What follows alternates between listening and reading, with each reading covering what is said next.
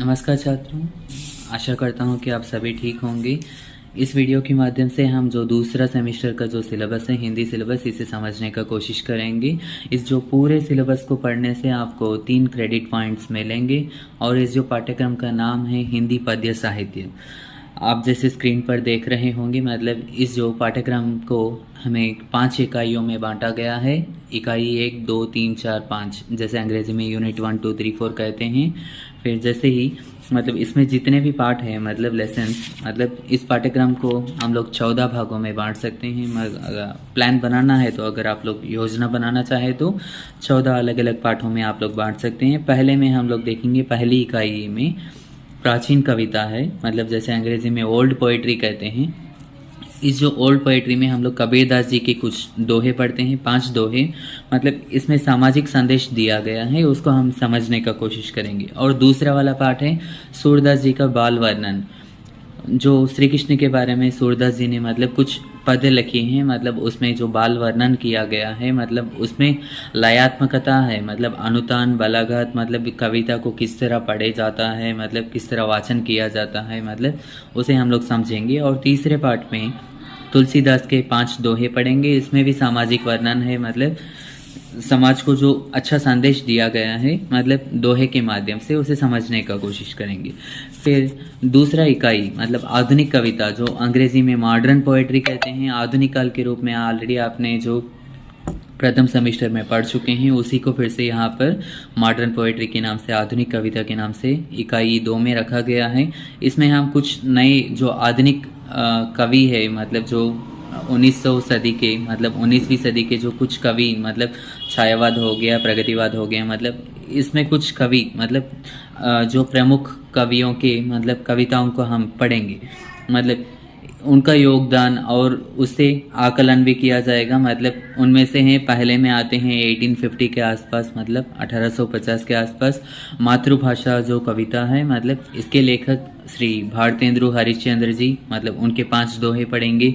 फिर भिक्षुक कविता, जो सूर्यकांत त्रिपाठी निराला जी द्वारा लिखी गई है, जैसे आप लोग निराला जी के बारे में कहाँ पर पढ़ेंगे, या छायावाद में पढ़ते हैं। फिर उसके साथ साथ प्रगतिवाद में भी पढ़ेंगे। प्रगतिवाद के प्रवर्तक के रूप में भी माना जाता है, मतलब सूर्यकांत त्रिपाठी निराला जी को। और तीसरा पाठ है इसमें माधव भ्रूण, मतलब इसके जो लेखक है रजनी तिलक, इनके बारे में भी हम लोग पढ़ेंगे।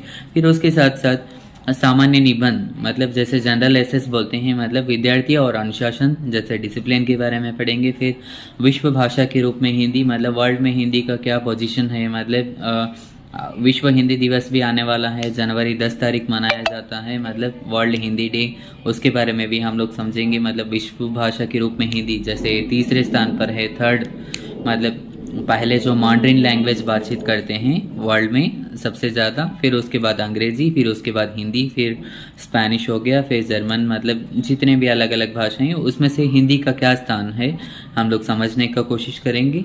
फिर उसके साथ साथ पर्यावरण और प्रदूषण, जो एनवायरनमेंट एंड पॉल्यूशन कहा जाता है, मतलब इसे हमें समझने से मतलब समाज की वृद्धि होती है, मतलब हमें सामाजिक समस्याओं को अच्छी तरह से, मतलब उसको जेड को समझने का अच्छे से एक मौका मिलेगा। उसके साथ साथ फिर इकाई 4 जैसे यूनिट 4 में प्रयोजन मूलक हिंदी के बारे में हम लोग पढ़ते हैं। प्रयोजन मूलक हिंदी आप जानते हैं, जैसे फंक्शनल हिंदी के नाम से जाना जाता है। ऑलरेडी आप प्रथम सेमेस्टर में पढ़ चुके हैं, मतलब क्या पढ़ा है, प्रथम सेमेस्टर में कुछ शब्द लिए हैं, फिर उसे हिंदी में अनुवाद किया, जैसे ही, और कुछ डिसिग्नेशंस लिए, मतलब पदनाम, उसे अंग्रेजी से हिंदी में अनुवाद किए।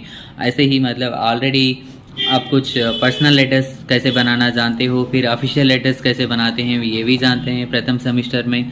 मतलब अभी जो दूसरे सेमेस्टर में आप लोग हैं, मतलब इसमें हम लोग कुछ सर्कुलर बनाना सीखेंगे।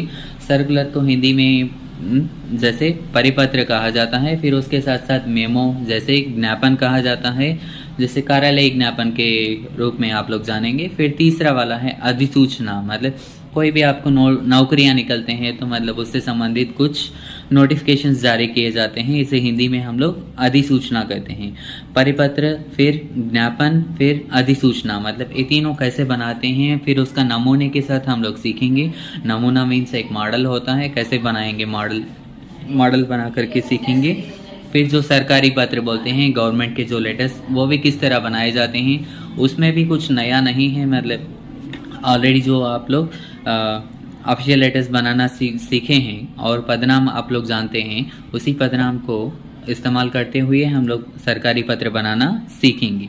फिर जो 5वीं इकाई है, इसमें अनुवाद और संक्षेपण को सीखेंगे। संक्षेपण का मतलब कंसिडरेशन होता है, या कंसिडरेशन नहीं, कंडेंसेशन।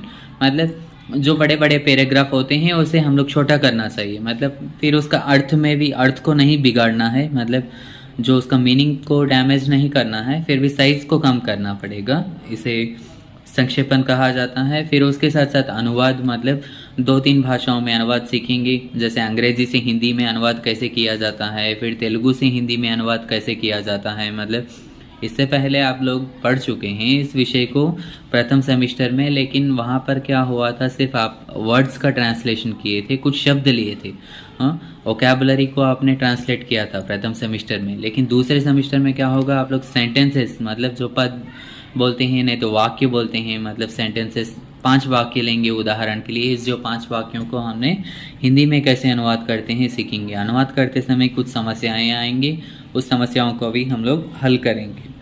आप सभी को समझ में आया होगा। मतलब अभ्यास के माध्यम से ज़्यादा अच्छी प्रैक्टिस कर सकते हैं। जैसे अभ्यास मीन्स जैसे प्रैक्टिस, जितना प्रैक्टिस करोगे उतना अनुवाद करना आसान होगा।